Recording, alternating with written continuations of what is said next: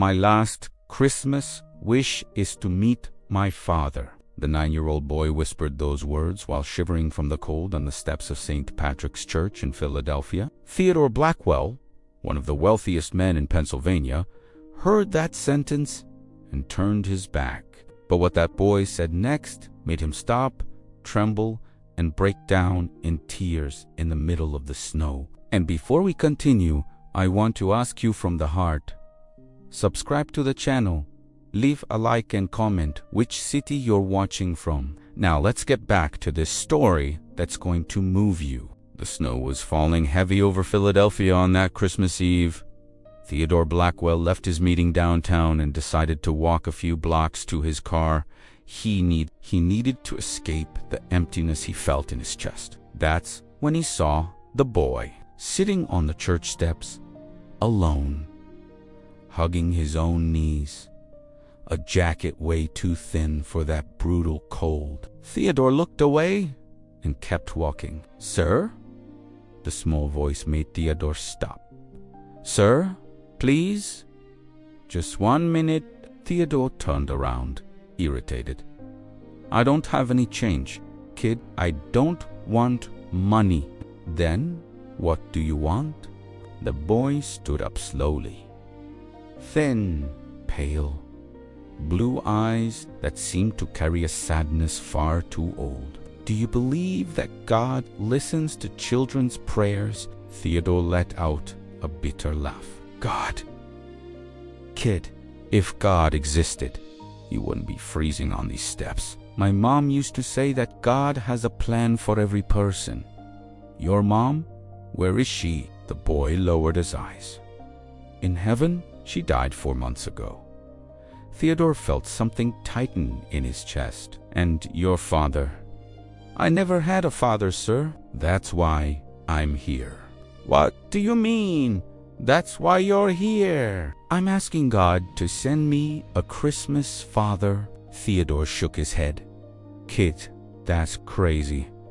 Fathers don't fall from the sky. My mom did."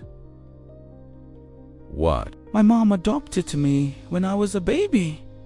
She said she prayed for years asking for a child, and God sent me to her." Theodore stood in silence. "So now I'm praying for a father," the boy continued. "My mom said if it worked once, it can work again. Life doesn't work that way."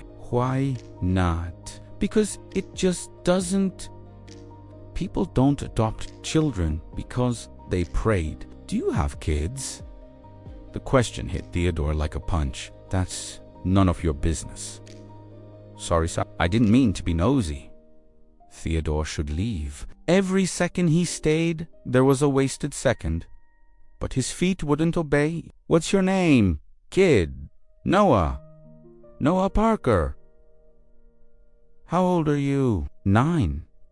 "I turned 10 in April." "And where are you living?" "At St. Francis Shelter. But I ran away yesterday." "Run away? Why?" Noah hugged his own arms. "Because nobody there wants me, sir. Families call me, look at the kids, and they always pick the younger ones. The babies, the cute ones. Nobody wants a 9-year-old boy." "So you ran away to pray at the door of a church?" "I ran away to ask for my miracle. My mom said that on Christmas Eve, the angels pay closer attention." Theodore felt his throat tighten. "Kid, you're going to freeze out here. You need to go back to the shelter." "Not yet. I need to wait." "Wait for what?" "God's answer." "And what if the answer doesn't come?" Noah looked directly into Theodore's eyes. "It will call me. My mom promised I wouldn't be alone forever." Theodore looked away. Those blue eyes were too intense. They reminded him of someone's eyes he had been trying to forget for years.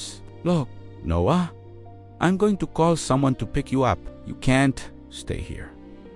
Can you stay a little longer? Please." "Why would I stay? Because you're the first person who stopped to talk to me in 2 days. The sentence broke something inside Theodore. 2 days. You've been here for 2 days? Not here. Walking around the city. Searching. Searching for what? My father. Kid. Your father could be anywhere. He might not even be alive. I'm not looking for my birth father, sir. I'm looking for my heart father. Theodore frowned. What do you mean? My mom used to say that real family isn't people who share the same blood. It's people who choose to stay. People who choose to love. Your mom was a wise woman. She was, sir. That's why I trust what she said. And what did she say? Noah took a step toward Theodore. She said that one day I would find a man with a broken heart, a man who lost something very important, and that man would be my father. Theodore felt a chill run down his spine.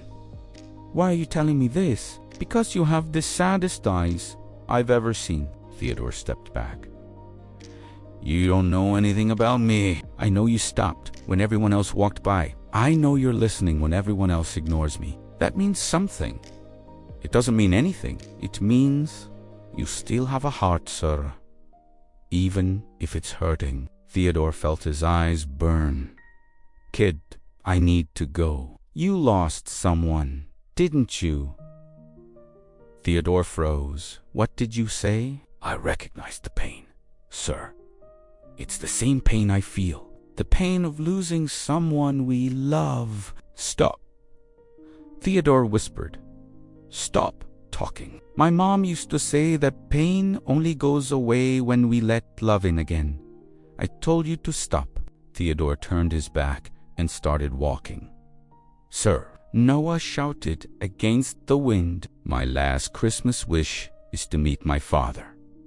You don't have to be my birth father. You just have to choose me. Just once. Someone needs to choose me. Theodore stopped in the middle of the snow. My mom chose me and I was the happiest person in the world. Noah's voice was choked with tears. I just want someone to choose me again. I promise I'll be a good son. I promise I won't be any trouble. I just don't want to be alone on Christmas. Theodore felt the tears streaming down his face before he could stop them. He turned around slowly and saw Noah on his knees in the snow, crying, his hands folded in prayer. Please, God. The boy sobbed. Please, send me a father. Anyone. I can't stand being alone anymore. Theodore walked over to him. He took off his overcoat and placed it over the boy's shoulders. Noah looked up, his eyes red from crying. You came back. I came back, Theodore said, his voice broken. Get up from there, kid. You're coming with me. Noah looked at the overcoat on his shoulders. It was warm.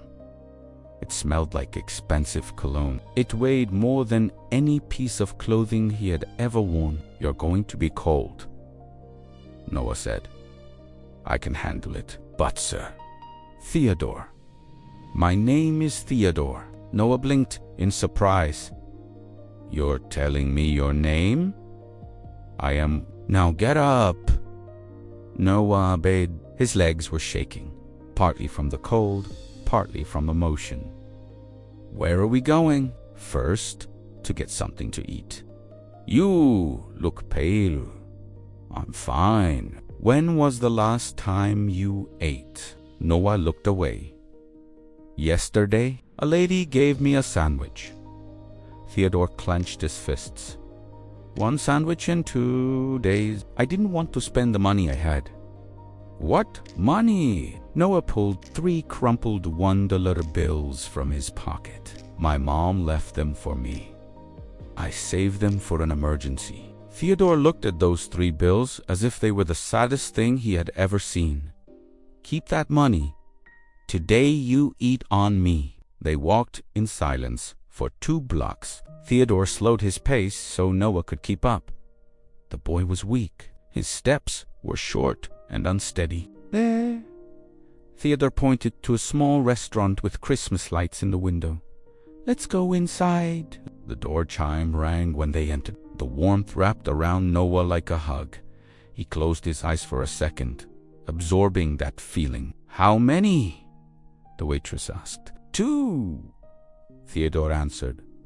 A table in the corner, please. The waitress looked at Noah with curiosity. A dirty boy in torn clothes, wearing a designer overcoat. But she didn't say anything. She just led them to the table. What will you have? Theodore looked at Noah. Order whatever you want. Noah picked up the menu. His hands were shaking. I don't know, sir. There's so much. Theodore. Sorry. Theodore, do you like burgers? I do. My mom used to make homemade burgers on Sundays, then bring us to burgers with everything. Theodore said to the waitress, with fries, soda, and 2 slices of apple pie. Apple pie? Noah's eyes went wide. That was my mom's favorite. It's mine, too. The waitress wrote it down and walked away. Theodore watched Noah take off the overcoat and fold it carefully on the chair beside him. You can keep it. No, sir. It's too expensive. I have others. Still, it's not mine, Theodore sighed. You're stubborn, kid. My mom used to say the same thing. A silence settled between them. Theodore looked at Noah, trying to understand why he had done this. Why he hadn't just called social services. Why he was sitting in a restaurant on Christmas Eve with an orphan he had just met. Can I ask you something? Noah broke the silence. Go ahead. Do you live alone? Theodore hesitated. I do. No wife. Kids. I had them. Not anymore. What happened? It's a long story. I like long stories. Theodore looked into those blue eyes. So young, so curious, so full of hope despite everything. My wife's name was Margaret. Theodore began, not knowing why he was telling this. We got married 25 years ago. We were hit. At least I thought we were. And you weren't. We were until she got pregnant. Noah tilted his head. Isn't having a baby a good thing? It is. It was. We tried for years.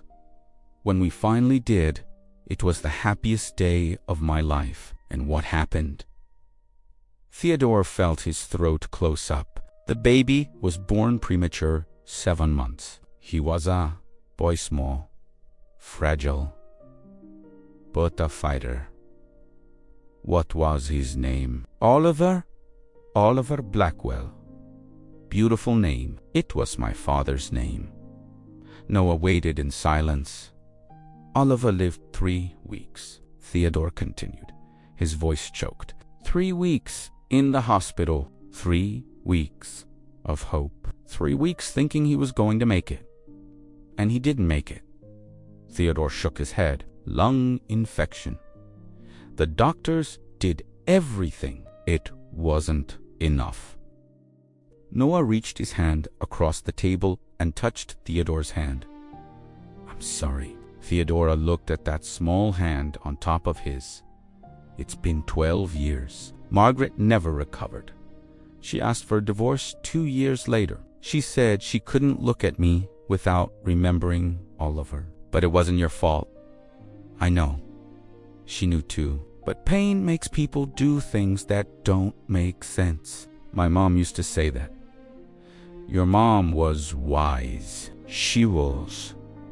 Noah smiled sadly. She adopted me when I was 6 months old. She said she saw me at the orphanage and knew right away I was her son and the father. There never was one. My mom was single. She worked as a nurse. She didn't make much, but we were happy. How did she die? Pancreatic cancer. They found it too late. Theodore closed his eyes. Were you with her? At the end? I was. I held her hand until the very last second. She said I was the best gift God had ever given her. Tears streamed down Theodore's face before he could stop them. Hey! Noah squeezed his hand. It's okay. Crying is good for you. My mom used to say that tears wash the soul. Your mom said a lot of things. Huh? She did. She talked a lot. I miss her voice. The waitress arrived with the burgers. She stopped when she saw Theodore crying. Is everything okay here? Yes, Noah answered. My friend just misses someone. Theodore looked at Noah. Friend. The boy had called him a friend.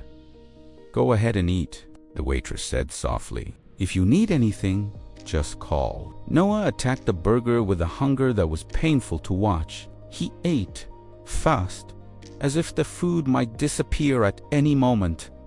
Slow down, Theodore said. Nobody is going to take it from you. Noah stopped, swallowed, looked at Theodore. Sorry, it's just been a while since I've had real food. Don't they give you food at the shelter? They do, but it's not the same. Why not? Because at the shelter, nobody sits next to you. Nobody asks if you're okay. Nobody cares if you ate or not. Theodore felt his heart tighten. How many families came to see you? 7. Since my mom died, and none of them wanted you. Noah shrugged. One did, but they wanted to separate me from my dog. I said no. You have a dog? Had. The shelter doesn't allow pets. I had to give him to a neighbor before I went. What was his name? Biscuit. My mom picked a name. Theodore felt something break inside him. This boy had lost everything. His mother, his dog, his home, his hope. And yet here he was, praying for a miracle on Christmas Eve. Noah, yes. Why do you think I stopped to talk to you? Noah thought for a moment. Because God sent you. Do you really believe that? I do. My mom said God uses people to make miracles happen. Maybe you're my miracle, or maybe I'm yours. Theodore swallowed hard. Maybe you're mine, he repeated quietly. They finished eating in silence. Noah cleaned his entire plate. He didn't leave a single fry. Was it, G? Theodore asked.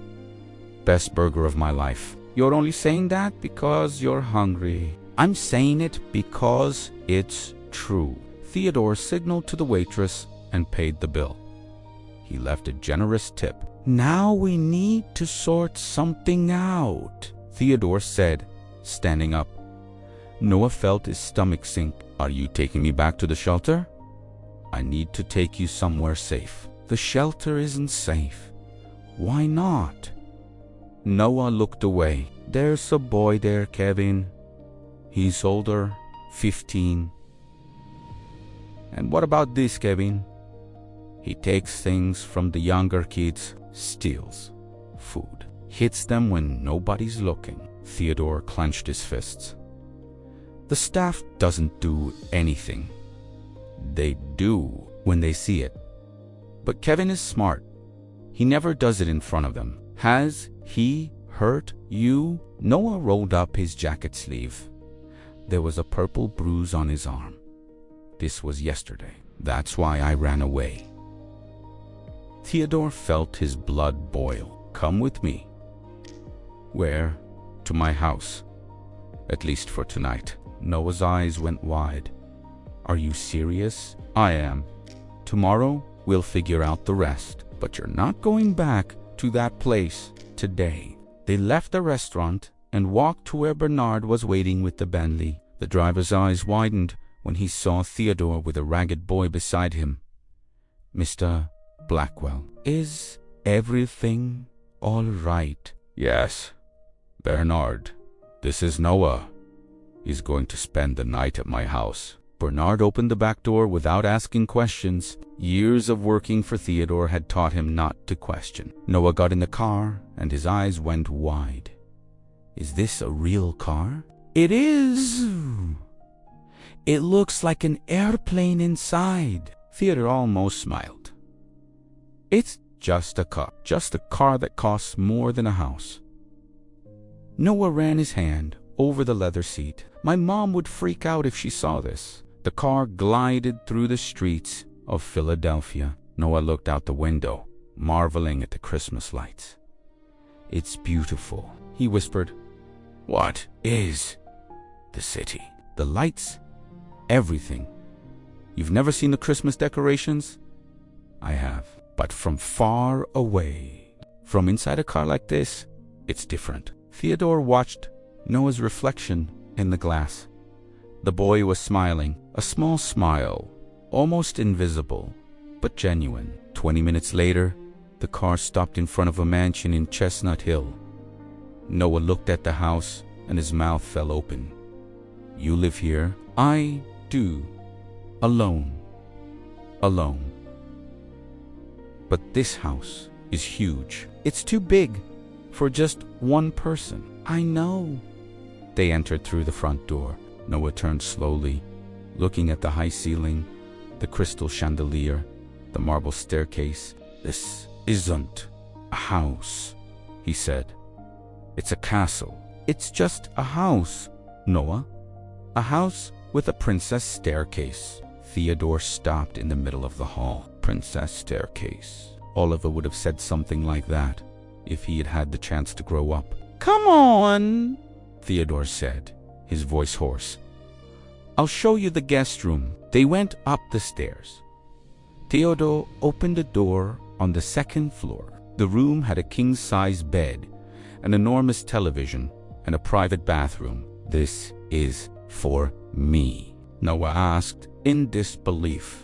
For tonight? Yes, but it's bigger than the apartment where I lived with my mom. The bathroom has clean towels. You can take a hot bath. I'll have some clean clothes brought up for you. You have clothes my size? Theodore hesitated. I do. Stored away from a long time ago. Noah understood. He didn't ask anything else. Thank you, Theodore. Really? Get some rest.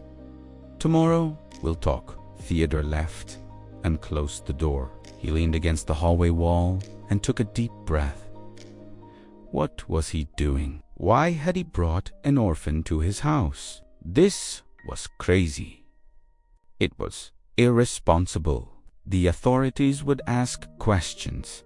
The shelter would look for the boy. But when he closed his eyes, all he could see was Noah on his knees in the snow, begging God to send him a father.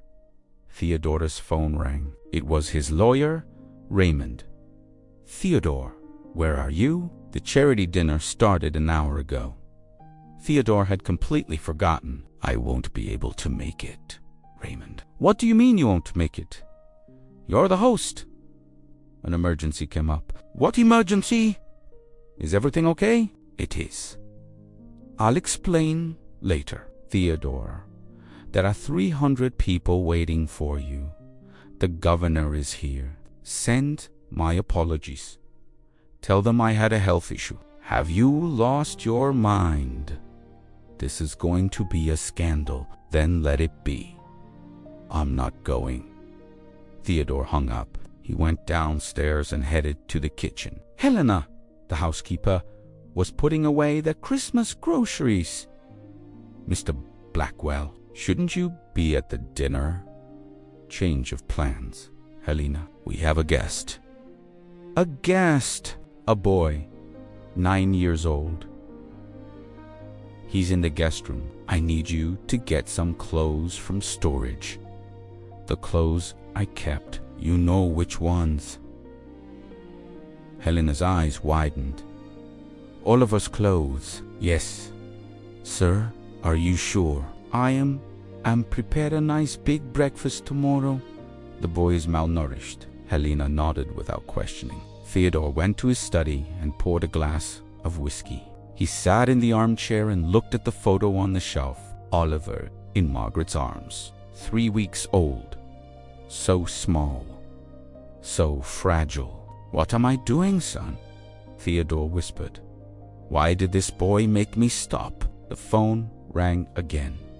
This time it was an unknown number. "Hello, Mr. Blackwell." "This is Detective Patricia Simmons from the Philadelphia Police. We're looking for a missing minor from St. Francis Shelter. Noah Parker, 9 years old. Do you have any information about him?" Theodore looked at the ceiling, at the room where Noah was. "Why are you calling me?" "A security camera recorded you talking to a boy near St. Patrick's Church 2 hours ago. The boy matches Noah's description." Theodore closed his eyes. "Mr. Black, is the boy with you?" Silence. "Sir." Theodore took a deep breath. "He is. Noah is here, and he's safe." "Mr.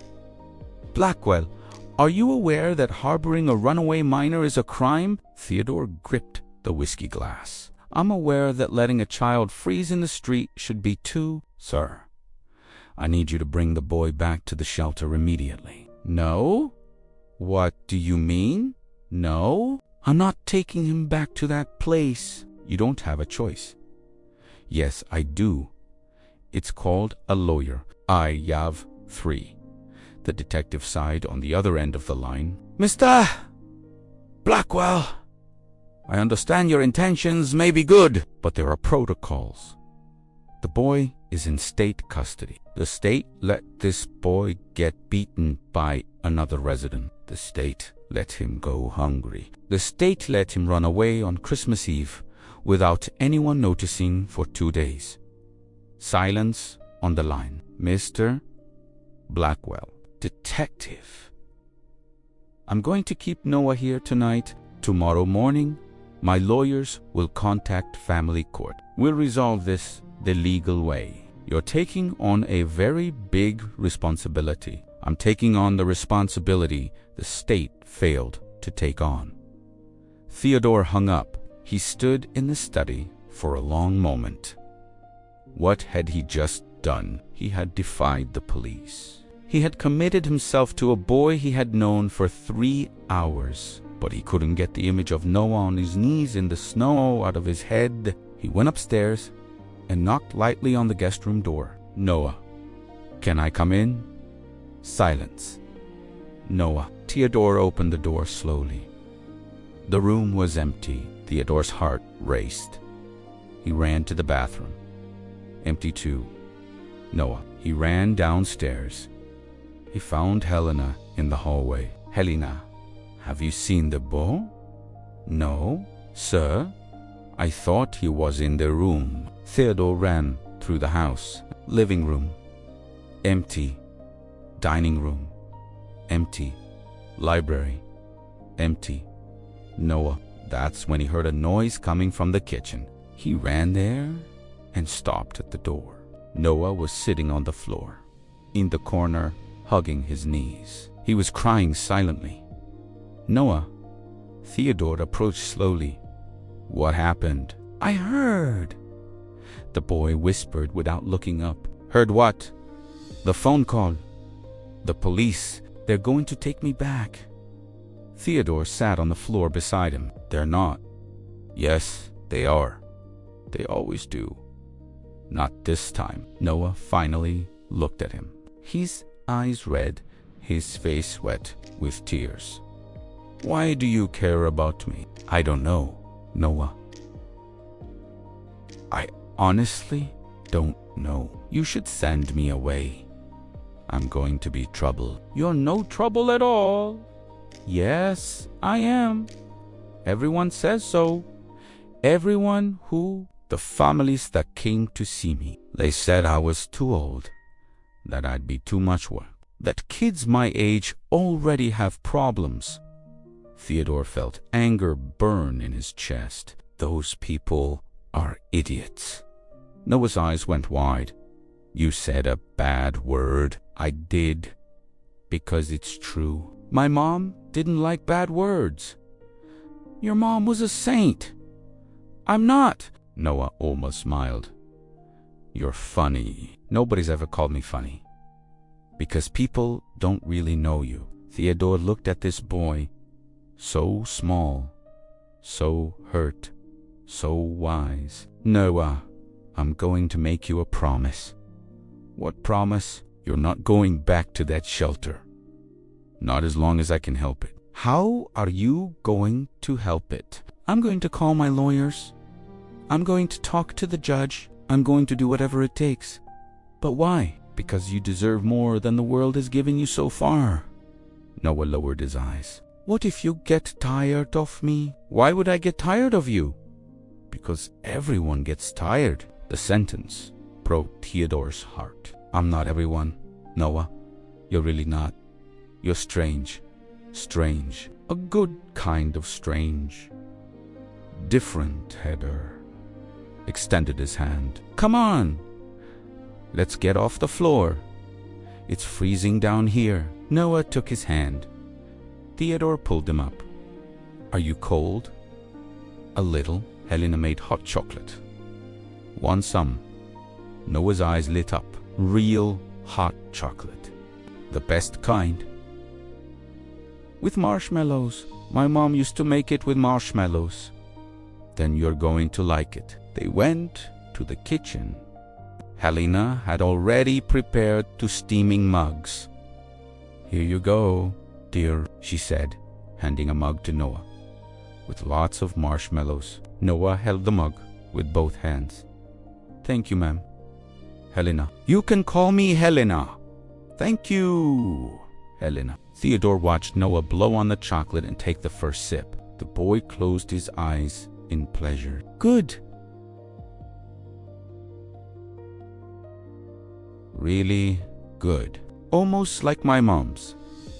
Helena smiled and quietly left. They sat in silence for a moment. Theodore drank his chocolate while watching Noah. Can I ask you something? Noah said. Go ahead. What are you afraid of? Theodore was caught off guard. Afraid? Everyone's afraid of something. My mom was afraid of spiders. And you? What are you afraid of? Being alone forever. Theodore felt his chest tighten. You're not going to be alone, Noah. How do you know? Because I won't let it happen. Noah looked at him with suspicion. Do you promise? I promise. Pinky promise.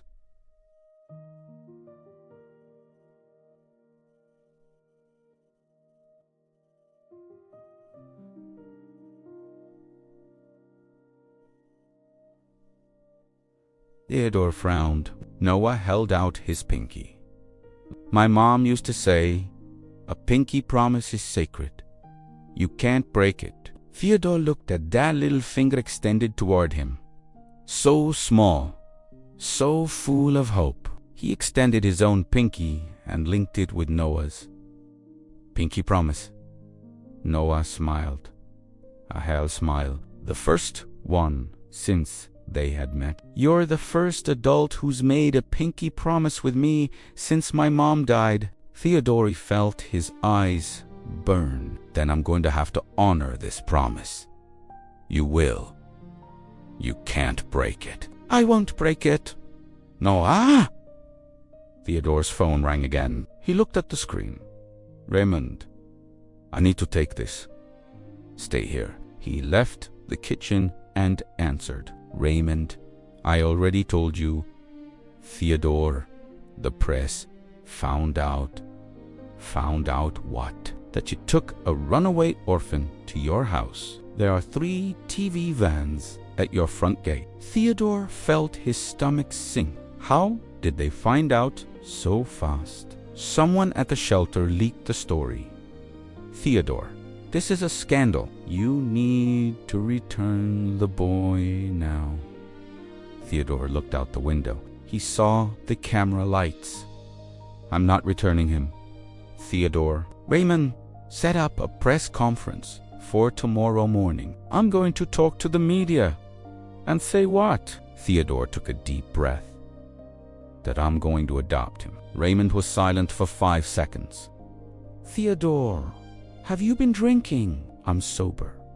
Then you've lost your mind. Maybe.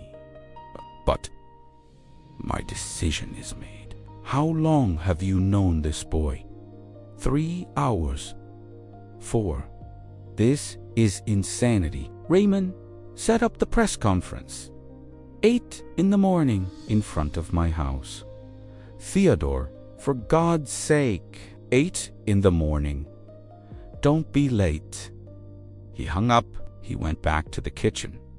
Noah was still there, holding the empty mug. Who was that? The boy asked. My lawyer. A lawyer is someone who solves rich people's problems. More or less, are you in trouble because of me? Theodore sat down in front of him. Noah, I need to tell you something. Are you going to send me away? No, the opposite. Noah frowned. The opposite how? I want to adopt you. The silence that followed was absolute. Noah blinked once, twice. You're joking. I'm not. But you just met me today. I know. We talked for a few hours. I know. You're a millionaire. I'm a shelter orphan.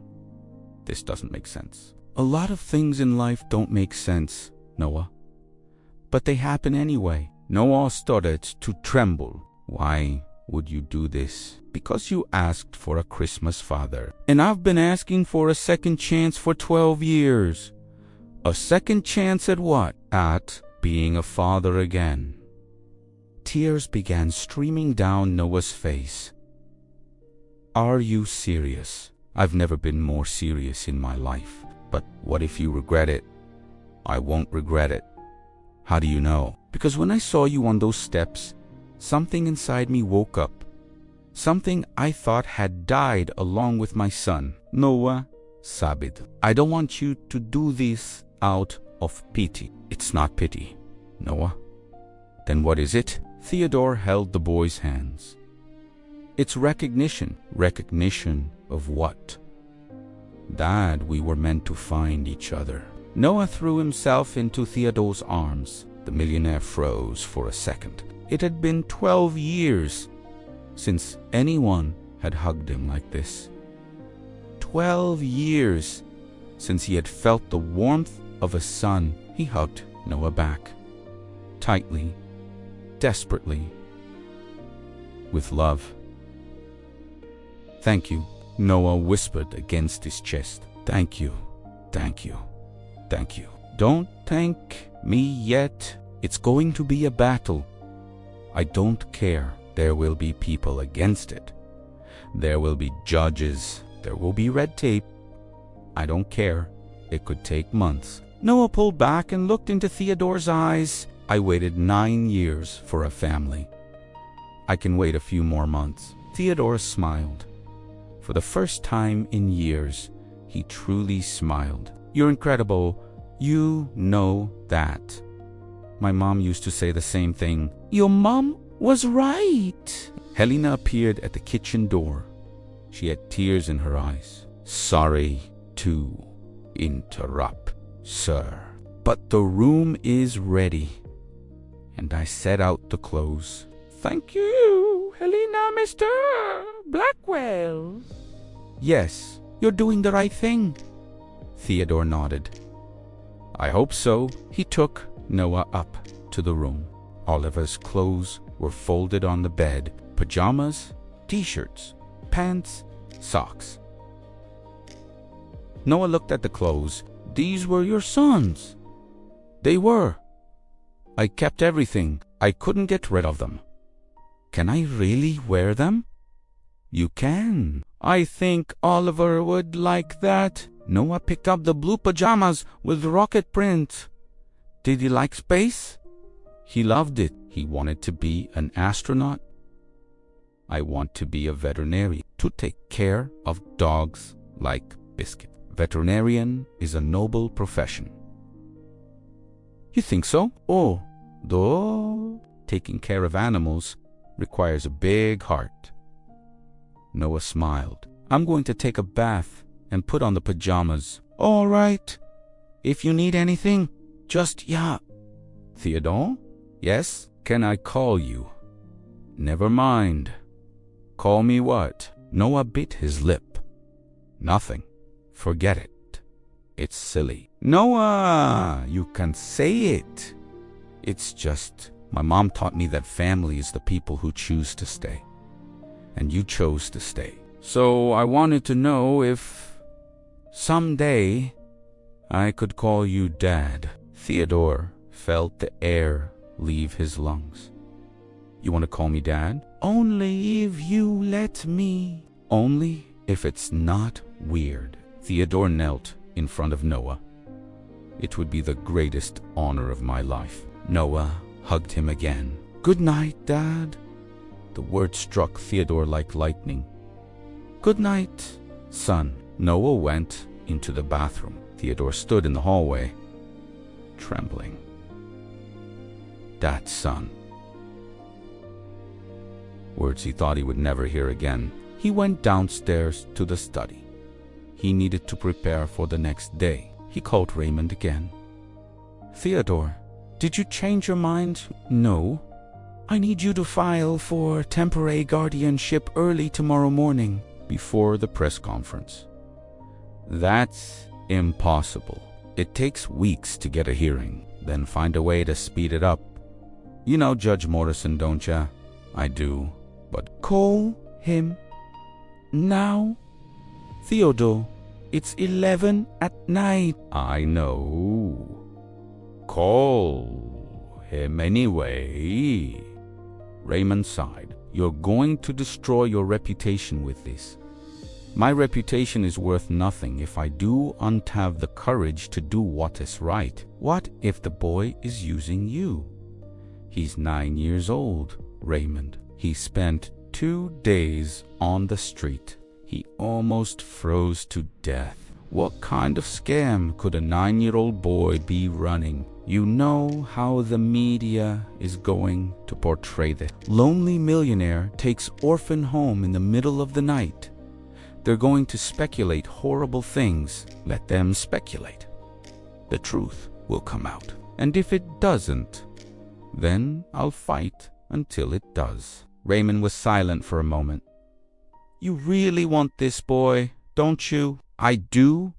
More than any business deal I've ever closed in my life. All right, Theodore. I'll call Judge Morrison, but I'm not promising anything. Just try. That's all I'm asking. Theodore hung up and looked out the window. The TV vans were still there, the lights flashing in the darkness. Tomorrow would be the most important day of his life, or the most disastrous. He went upstairs quietly. He stopped in front of Noah's room. The door was slightly open. He peeked in. Noah was lying in the enormous bed, hugging the pillow, sleeping soundly. The rocket pajamas were a little too big, but he looked comfortable. Theodore went in slowly. He pulled the blanket up to the boy's chin. Sleep well, son, he whispered. Tomorrow, I fight for you. He left the room and closed the door. For the first time in 12 years, Theodore Blackwell had a reason to wake up the next day. Theodore didn't sleep. He spent the entire night preparing what he was going to say, reviewing documents, calling lawyers, organizing strategies. At 6 in the morning, he took a cold shower to wake up completely. At 6:30, he went down to the kitchen. Helena was already there. Coffee, sir. Please. Strong. The boy is still sleeping. Let him rest. He's going to need energy today. At 7 o'clock, Raymond arrived. Did you get to talk to Judge Morrison? It did. He wasn't happy about being woken up at 11 at night on Christmas Eve, and he agreed to see you at 10 this morning. Emergency hearing. Theodore let out the breath he had been holding. "Thank you, Raymond. Don't thank me yet." He made it clear he's not going to make it easy just because you're rich. I don't expect him to make it easy. I just expect him to be fair. At 7:30, Noah came down the stairs. He was wearing the rocket pajamas and rubbing his eyes. "Good morning," he said, his voice hoarse from sleep. "Good morning. Did you sleep well?" "Best night of my life. The bed is like a cloud." Helena smiled and placed a plate in front of him. "Pancakes with honey and fruit. Eat it all." Noah's eyes went wide. "Real pancakes. Real ones. At the shelter, we only ate watery oatmeal." "Not here," Theodore said. "Here you eat real food." Noah attacked the pancakes. He ate 3 whole ones. "Hey, slow down," Theodore said. "Nobody's going to take them from you." "Sorry. It's just so good." Raymond cleared his throat. "Theodore, we need to talk about the press conference. In front of Noah. He needs to know what's going to happen." Theodore looked at the boy. "Noah, soon there's going to be a lot of people out there. Journalists, cameras. They're going to ask questions about me, about both of us. What do I do? Nothing. You stay inside. I'm going to talk to them." "And what are you going to say?" "I'm going to say, I want to be your father." Noah swallowed hard.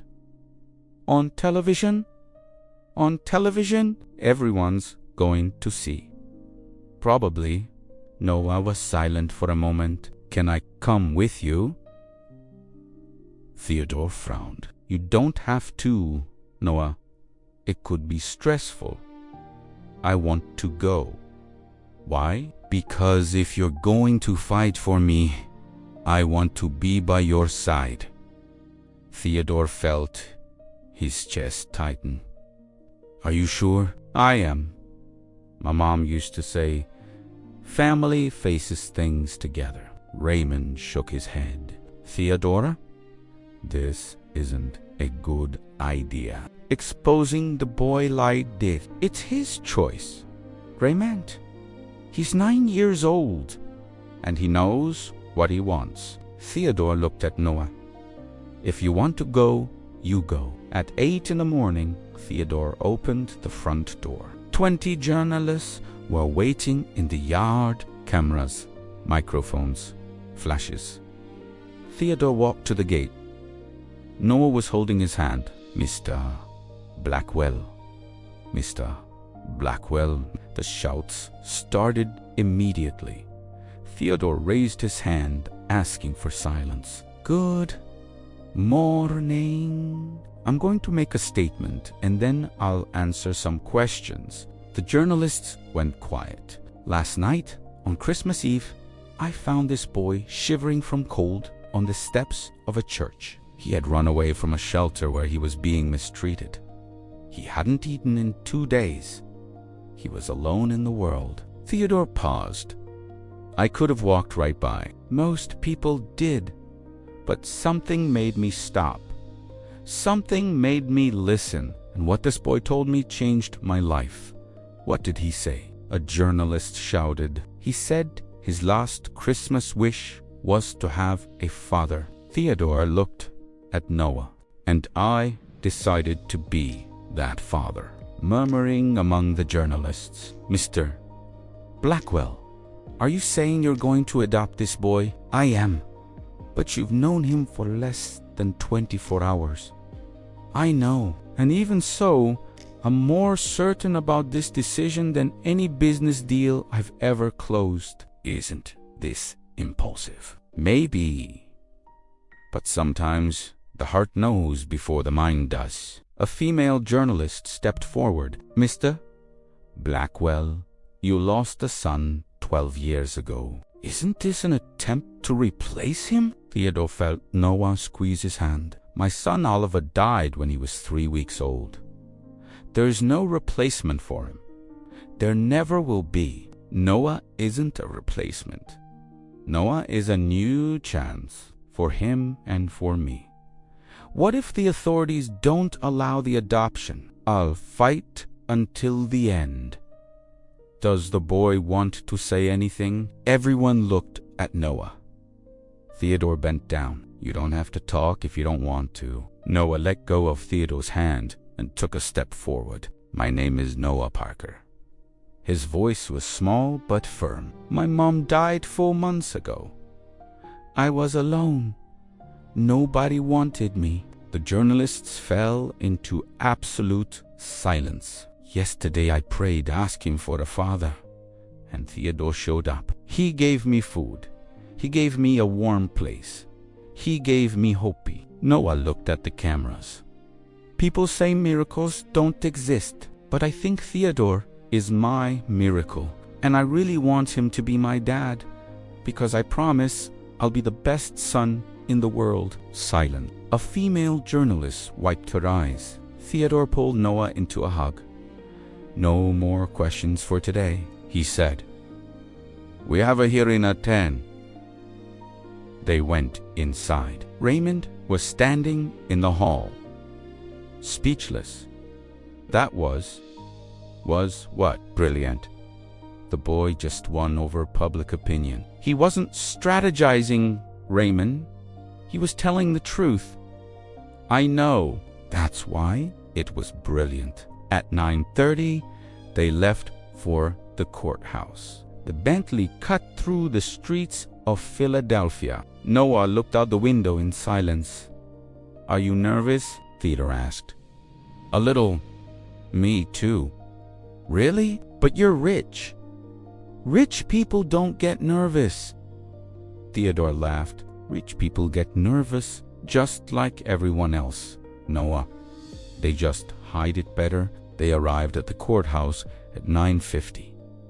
A crowd was waiting at the entrance. More journalists, onlookers, people with signs. Adoption is love, said one sign. Noah deserves a family, said another. Noah's eyes went wide. They're here for me. They're here for both of us. They entered the building. Raymond led them to the hearing room. Judge Morrison was already there, a 60-year-old man with gray hair and a stern expression. Mr. Blackwell, the judge said. Hava. See, Theodore sat down, Noah beside him. I'll be direct. The judge continued. What you did was illegal. Sheltering a runaway minor without authorization. You should have called the authorities. Your Honor, I'm not finished. Theodora went quiet. However, the judge sighed. I've also received reports about the St. Francis shelter. The mistreatment, the negligence, the conditions. He paused, and I watched the press conference this morning. Theodore held his breath. Do you really want to adopt this boy? I do. More than anything. The judge looked at Noah. And you, young man, do you want to be adopted by this man? Noah looked the judge in the eyes. Yes, sir. I really do. Why? Because he chose me. And I chose him back. The judge was silent for a long moment.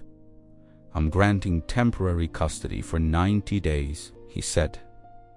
Finally, during this period, there will be visits from social workers, psychological evaluations. If everything goes well, we can proceed with the final adoption. Theodore felt the tears streaming down. Thank you, Your Honor. Don't thank me yet, Mr. Blackwell. 90 days is a long time. A lot can happen. The judge banged his gavel. Court is adjourned. Noah turned to Theodore. Did we win? We won the first battle, son. So I can stay with you? You can? For now, you can? Noah hugged Theodore with all his strength. Thank you, Dad. Thank you. The first few weeks were a whirlwind. Theodore transformed the guest room into Noah's room. They painted the walls blue together. They bought new furniture. They put up posters of animals and planets. Can I really have all this? Noah asked with each gift. You can. It's yours. But what if I have to leave? You're not leaving, Noah. How do you know? Because I won't let it happen. On the third day, the first social worker showed up. Dana Miller, 50 years old. Hard expression, clipboard in hand. Mr. Blackwell, I need to ask you some questions. Of course. In private, Theodore looked at Noah. Go to your room, son. I'll be up in a bit. Noah obeyed, but Theodore saw the fear in his eyes. Mr. Blackwell, Donna began, are you aware that this process is highly irregular? I am. You've known this boy for less than a week. I have. And you still want to adopt him. I do. Why? Because he needs me, and I need him. Don't you think you're being impulsive? No. You lost a son 12 years ago. Aren't you trying to fill that void? Theodore took a deep breath. Mrs. Miller, my son, Oliver, died before he was a month old. That pain will never go away. Nothing will fill it. Then why Noah? Because when I look at him, I don't see Oliver. I see a boy who lost everything and still has hope. A boy who prayed for a father on Christmas Eve. A boy who deserves a chance. Donna wrote something on her clipboard. I'll need to interview Noah as well. He's scared. I need to hear his side. Theodore went upstairs and brought Noah down. The boy sat on the couch, his hands trembling. Noah, Donna said, do you know why I'm here? To decide if I can stay. That's right. I need to ask you some questions. Okay. Are you happy here? Very. Does Mr. Blackwell treat you well? Better than anyone has ever treated me. Except my moan, has he ever yelled at you, hurt you in any way? Never? He's good to me. Why do you want to stay here? Noah looked at Theodore. Because he chose me. And my mom used to say, family is the people who choose to stay. Donna was silent for a moment. Noah, if you could go back to the shelter, would you? The boy went pale. No. Please, don't send me back. Calm down. It's just a question. I don't want to go back. Kevin used to hit me. Nobody wanted me there. Please. Tears started streaming down Noah's face. Theodore stood up. That's enough. Mr. Blackwell, I need to... You're scaring him. We've answered your questions. Donna closed her clipboard. I'll be back next week. We'll be here. She left. Theodore knelt in front of Noah. Hey, look at me. Noah raised his wet eyes. You're not going back to that place. Ever. Promise. Promise. In the second week, Theodore enrolled Noah in a private school. New school? Noah asked nervously. The best in Philadelphia. But will I know anyone there? You'll meet new people. Make you friends? What if nobody likes me? They'll like you. You're incredible. What if they find out I was from a shelter? Theodore held his shoulders. Noah, where you came from doesn't define who you are. What defines you is what you do from here on out. The first day of school was hard. Noah came back quiet, head down. How was it? Theodore asked. Normal. Good normal or bad normal? Normal. Noah, talk to me. The boy burst into tears. A boy called me a charity orphan. He said you only took me in to be on television. Theodore felt his blood boil. Who said that? Tyler. He's the son of one of your friends. Whose son? I don't know the name. But, he said, his dad said, you're only doing this to look good. Theodore took a deep breath. Come here. Noah came closer. Theodore hugged him. Listen to me, what people say doesn't matter. What matters is the truth. And the truth is, I chose you because I wanted to. Not to be on Transmissão Vertical, not to look good, because I wanted to. But it hurts. I know it hurts. But you're stronger than any mean words. I am. You are. You survived losing your mother. You survived the shelter. You survived the cold. You're a warrior, Noah. In the third week, something happened. Theodore received a phone call. Mr. Blackwell, this is Director Marshall from St. Francis Sheltered. Theodore felt his stomach sink. What do you want? We have a problem. One of our residents is claiming that Noah stole money before he ran away. What? $100 went missing from the office. The boy claims he saw Noah take it. That's a lie. I need you to bring Noah here to give a statement. I'm not taking him anywhere. Mr. Blackwell, this could complicate the adoption process. Theodore hung up. He went to Noah's room. Noah, I need to ask you something. What is it? Did you take money from the shelter before you ran away? Noah's eyes went wide. No, I swear I didn't. Someone is saying you did? Who? I don't know, but they're going to use this against us. Noah started crying. I didn't steal anything. The $3 I had were from my mom. I believe you. You really do. Do. But we need to prove it. Theodore called Raymond. Raymond, I need you to investigate St. Francis Shelter. I want to know everything. Staff, history, previous complaints, what happened. They're trying to sabotage the adoption. How? Accusing Noah of theft. Theodore! This is serious. I know.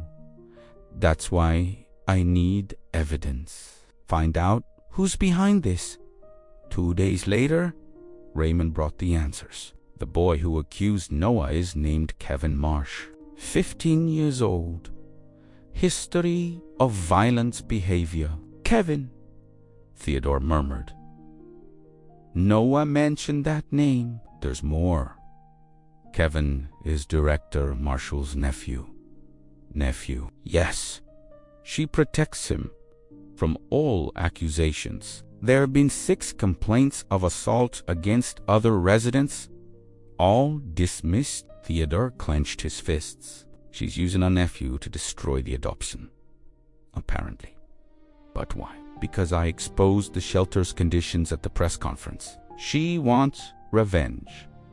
What are we going to do? Theodore thought for a moment. We're going to destroy her first. The next morning, Theodore scheduled an exclusive interview with Philadelphia's biggest newspaper.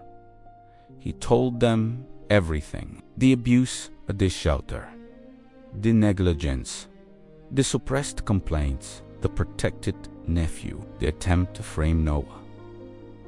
The story ran on the front page. 24 hours later, Director Marshall was removed from her position. Kevin was transferred to a juvenile correctional facility, and Noah was safe. Is it over? The boy asked when Theodore told him the news. This battle is over, but the war isn't. What war? Theodore smiled. The war to make you my son for real? The days kept passing. Weeks turned into months. Noah started smiling more, eating better, sleeping without nightmares. Theodore discovered that being a father was harder than any business deal. Dad, I don't want to eat broccoli. You need to eat it.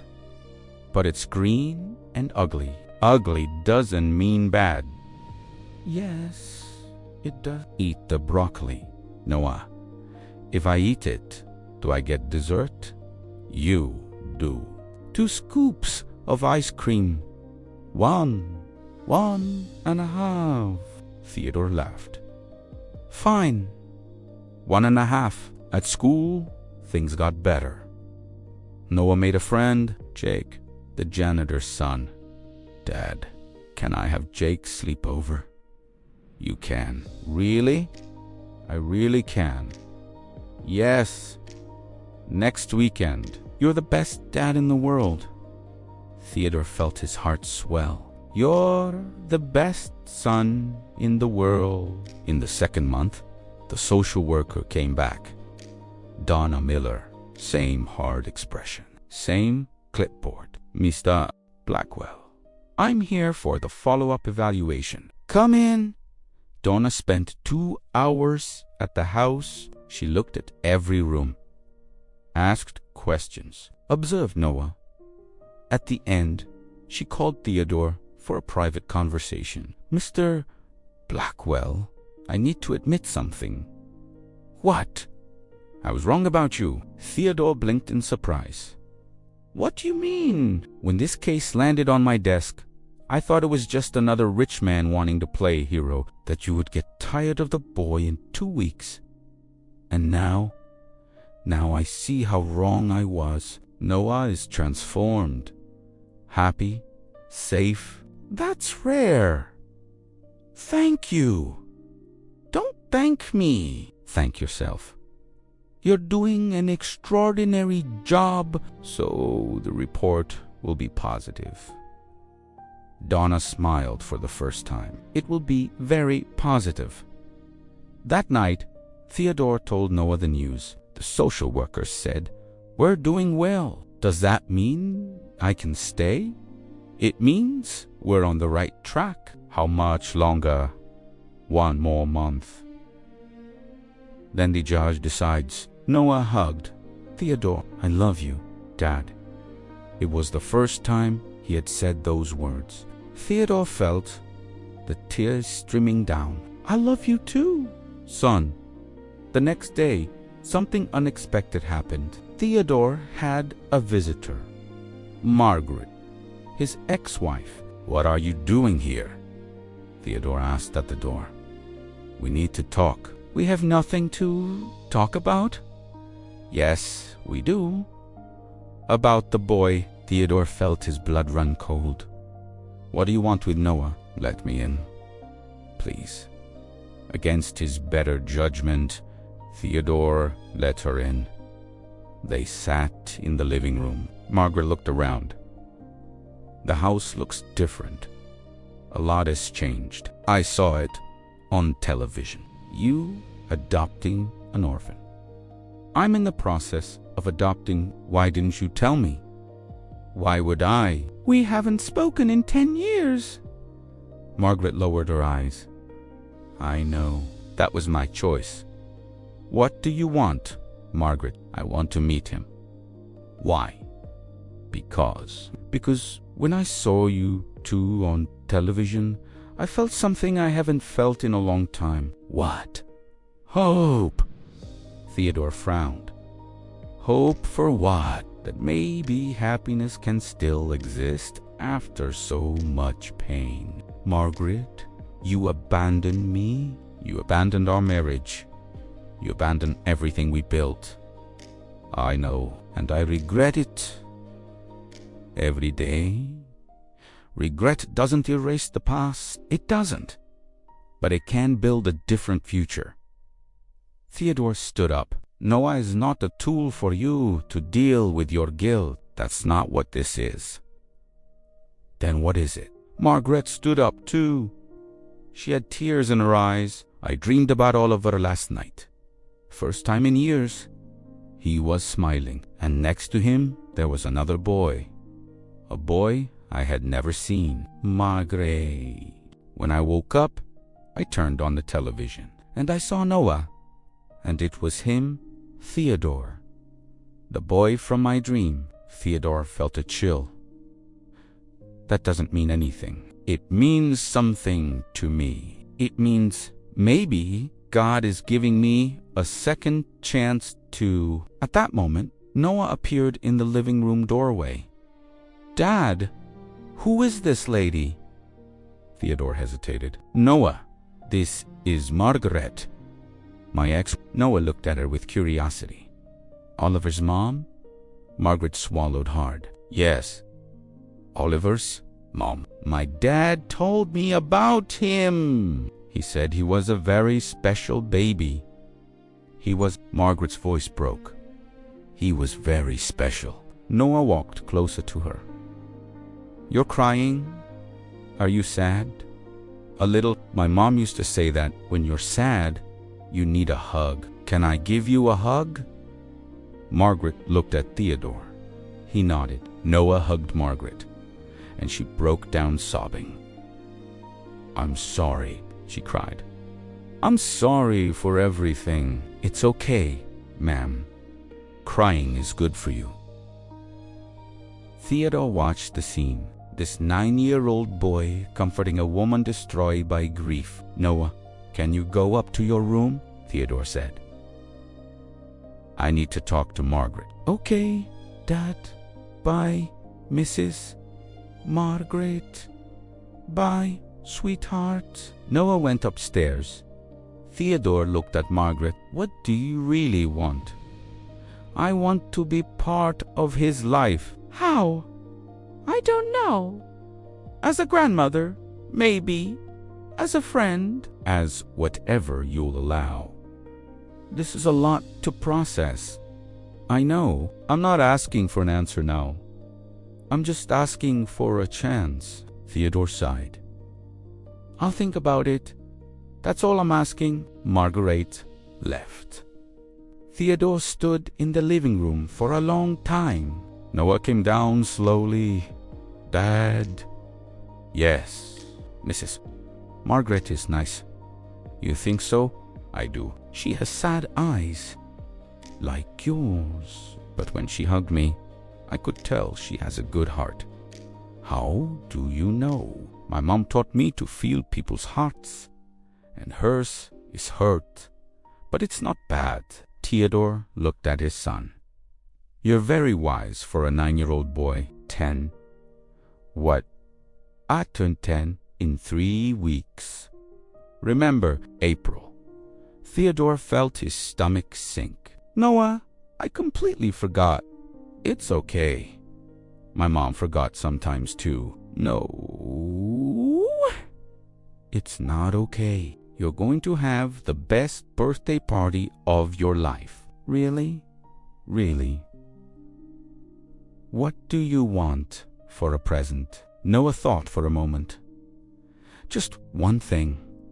Whatever it is, I want the adoption to be finalized before my birthday. I want to turn 10, already being your real son. Theodore felt his eyes burn. I'll do everything I can. Pinky promise. Theodore linked his pinky with Noah's. Pinky promise. The next morning, Theodore called Raymond. Raymond, I need to speed up the adoption. Theodore, these things take time. Noah's birthday is in 3 weeks. He wants to be officially my son before then. That's practically impossible. You said the same thing about the emergency hearing. And we got it, Raymond sighed. I'll see what I can do. Don't see. Do, Theodore. Raymond, I promised him. Pinky promise. What the hell is a pinky promise? It's sacred. You can't break it. Silence on the line. I'll call Judge Morrison today. Thank you, Raymond. Theodore hung up. He looked out the window. The sun was shining over Philadelphia. And for the first time in 12 years, Theodore Blackwell believed in miracles. There were 5 days left until Noah's birthday. Raymond called. Theodore, I have news. Good or bad? Depends on how you look at it. Just tell me, Raymond. Judge Morrison scheduled the final hearing for April 12th. Theodore felt his heart race. The 12th, but Noah's birthday is the 15th. I know. It was the best I could do. Raymond, you're a genius. Don't celebrate yet. There's a problem. What problem? Someone filed a challenge. Theodore felt his blood run cold. A challenge. Who? A couple from Ohio.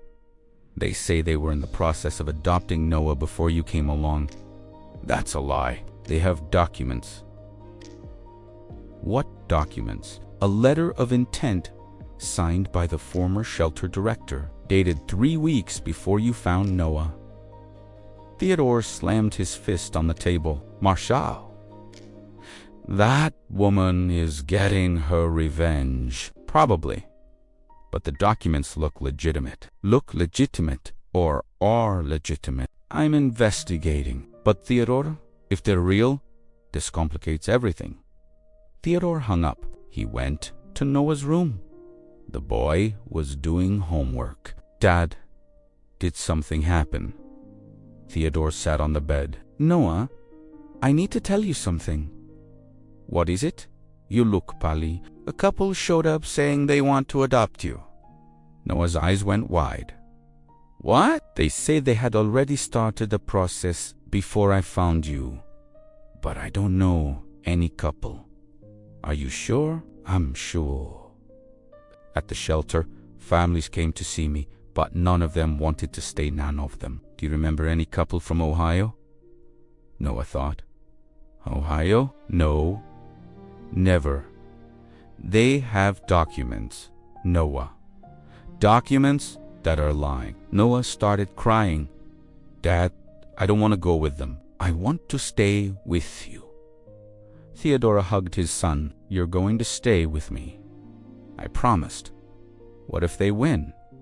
They won't win. How do? How?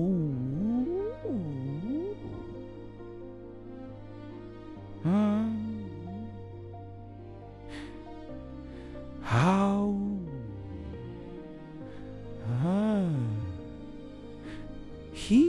Because I'm going to fight with everything I have. Theodore spent the next 4 days investigating. Raymond discovered the truth. The couple exists. Harold and Susan Price. They live in Columbus. And did they really want to adopt Noah? No. They never even visited the shelter. Then how do they have documents? Marshall forged everything. She paid them to file the challenge. Why would anyone do that? Money.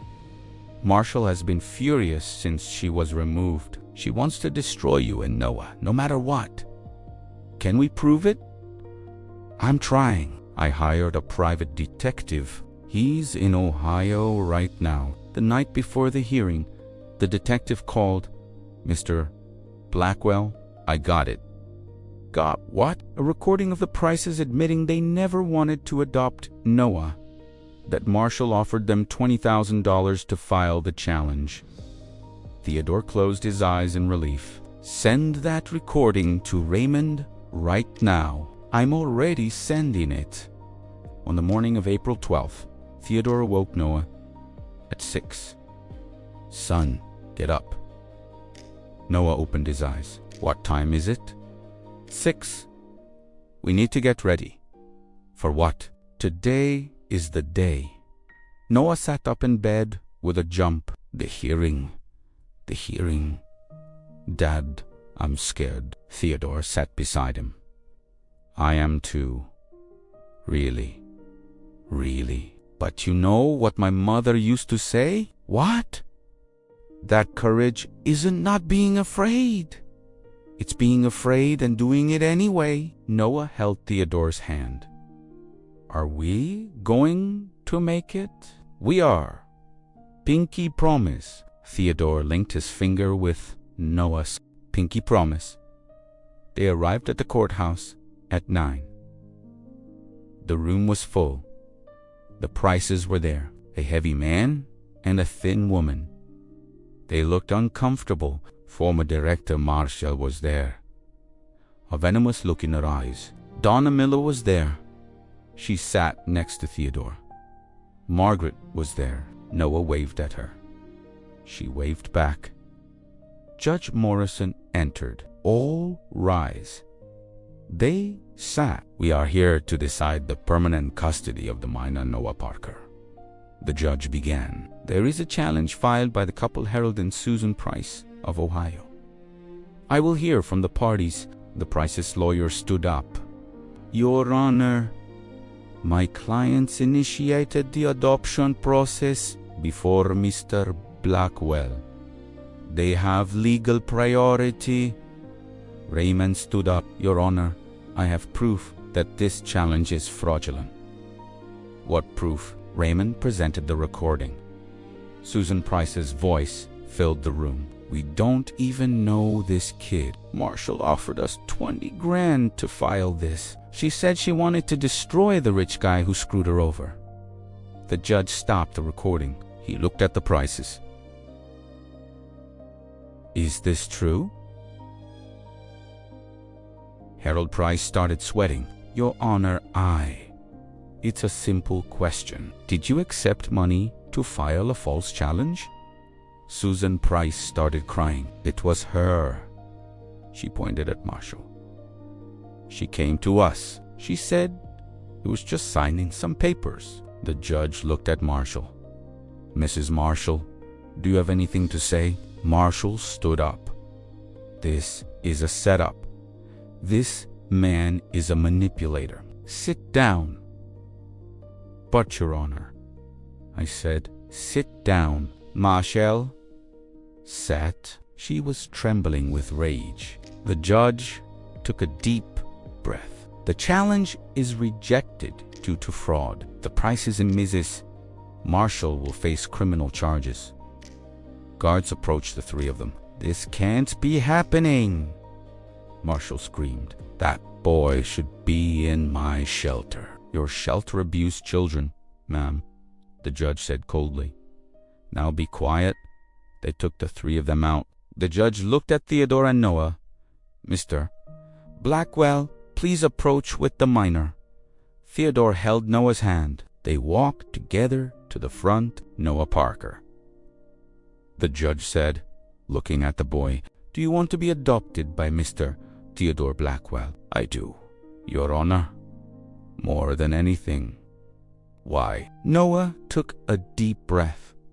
Because he found me when I was lost. He fed me when I was hungry. He kept me warm when I was cold. He loved me when I thought no one would ever love me again. The judge swallowed hard. Mr. Blackwell, do you want to adopt Noah Parker? I do, Your Honor. With all my heart. Why? Because this boy gave me back my hope. He taught me that it's never too late to be a father. He showed me that love doesn't end. It just changes form.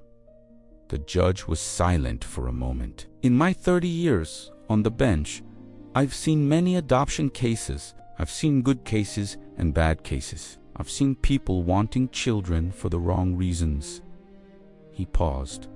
But I've never seen a case like this. A man who stopped on Christmas Eve to listen to a boy no one else wanted to hear. A boy who prayed for a father and had his prayer answered.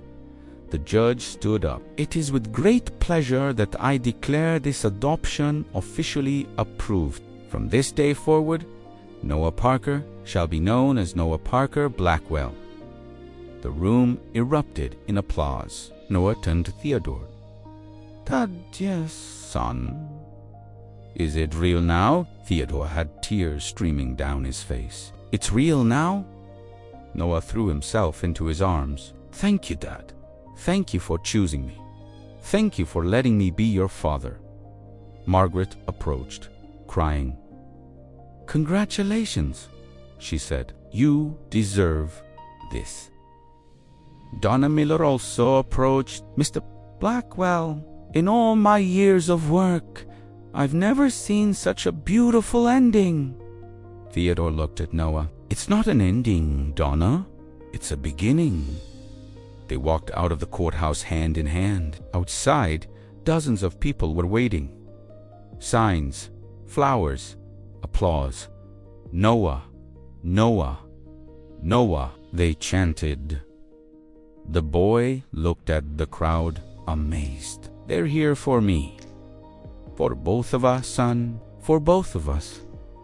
Noah waved at the crowd and smiled. The most beautiful smile Theodore had ever seen. 3 days after the hearing, Noah woke up to the smell of pancakes. He ran downstairs. The house was unrecognizable. Blue and green balloons everywhere. Banners that read, "Happy Birthday, Noah." A huge table full of sweets, cakes, and snacks. Surprise. Noah stopped in the middle of the stairs. Theodore was there. Helena was there. Bernard was there. Raymond was there. Margaret was there. Jake, his best friend from school, was there, and 20 more kids from his class. "Dad," Noah whispered with teary eyes, "what is this?" "Your birthday party. I promised it would be the best of your life." Noah came down the last steps slowly. But there are so many people. People who love you, son. Jake ran up to him. "Noah, your house is huge." "There's a pool. Your dad said we can swim later." Noah looked at Theodore. "You did." "I did. Today you're in charge." Noah hugged Theodore tightly. "Thank you, Dad. Thank you. Happy birthday, son. Happy 10 years. The party lasted all day. The kids swam, played video games, ate cake until they couldn't take any more. Noah laughed, ran, played. Theodore watched from a distance. Margaret approached. "He's so happy." "He is." "You made a miracle happen, Theodore." "The miracle was him appearing in my life." Margaret hesitated. "Can I ask you something?" "Go ahead. Let me be part of this. Not as a mother, not as a wife, just as family." Theodore looked at her. "You hurt me a lot, Margaret. I know. You abandoned me when I needed you most. I know, and I'll regret it for the rest of my life." "Then why would I let you in again?" Margaret pointed at Noah. "For him. Because he deserves to have as much love as possible, and because maybe, just maybe, we can heal together the wounds we created apart." Theodore was silent for a long moment. "I'll think about it. That's all I'm asking." At the end of the afternoon, when the children had left, Noah sat in the garden. Theodore sat beside him. "Did you like the party?" "It was the best day of my life." Better than the adoption day, Noah thought. The same. Both were the best. Theodore smiled. "I have one more gift for you." "More? But you already gave me so much." Theodore pulled an envelope from his pocket. "Open it." Noah opened it. Inside was a photo. A golden retriever puppy. A little girl. Sweet eyes. "Dad, she's at the kennel waiting for us to pick her up tomorrow." Noah started crying. "A dog? For real, for real. You said you had to leave Biscuit behind. I thought you deserved a new friend." "What's her name?" "She doesn't have one yet. You choose." Noah looked at the photo for a long moment. "Hope. Hope. Hope. It means esperanza. My mom used to say, hope is what keeps us alive." Theodore felt his eyes burn. Hope is perfect. That night, after Noah fell asleep, Theodore went to the study. He opened the drawer where he kept Oliver's things. He picked up the photo of his son, 3 weeks old, so small, so fragile. "Hi, son," Theodore whispered. "It's been a long time since I talked to you." Silence. "I met someone, a boy named Noah. He lost his mother. He was alone in the world, just like I was." Tears streamed down Theodore's face. "I adopted him, Oliver. He's my son now, just like you always were. Just like you always will be." Theodore kissed the photo. "I'll never forget you. I'll never replace you. But I needed to move forward. I hope you understand, Archie." That moment, a gentle breeze came through the window. The curtains moved, and Theodore felt a peace he hadn't felt in 12 years. "Thank you, son," he whispered. "Thank you for giving me permission." 10 years later, Noah was 20 years old. He was studying veterinary medicine at the University of Pennsylvania, top of his class. Hope, now a full-grown golden retriever, still slept at the foot of his bed every night. Theodora was 64 years old. He had retired from business. He spent his days tending to the garden and waiting for Noah to come home from college.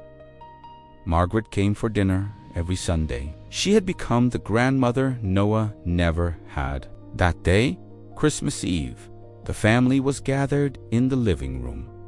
Theodore, Noah, Margaret, Helena, Bernard, Jake, who is now dating one of Noah's classmates. "Was there too, Dad?" Noah said. "Yes. Do you remember the day we met? How could I forget? I was freezing on those steps. I thought nobody was going to stop, but I stopped. Why?" Theodore looked at his son. "Because God wouldn't let me walk by." "Do you believe that?" "I do. Now I do." Noah smiled. "You know what my mom would say about that?" "What?" "That miracles exist. We just need to have an open heart to recognize them." Theodore held his son's hand. "Your mom was right about everything." Noah took something from his pocket. An old photo worn at the edges. "What's that?"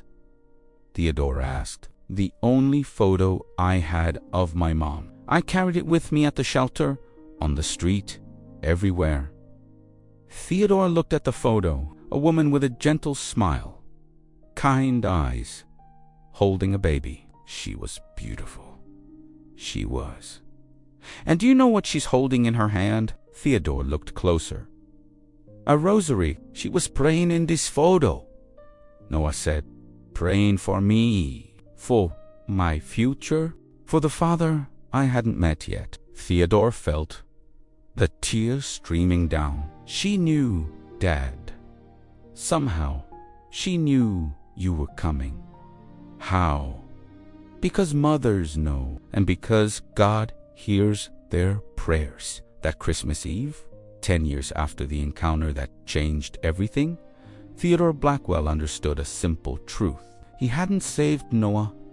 Noah had saved him. And maybe, just maybe, a mother in heaven and a son in heaven had planned all of this together. And so ends this story of love, faith, and second chances. If you made it this far, thank you so much from the bottom of my heart. You're part of this family. Leave that like. It really helps the channel. Subscribe if you haven't already. Turn on notifications so you don't miss any stories. And tell me in the comments which part of this story touched your heart the most. What city or country are you watching from? I read every single comment. Every one. Now go watch other stories here on the channel. There's so much more emotion waiting for you. A big hug, and may God bless your life. Until the next story,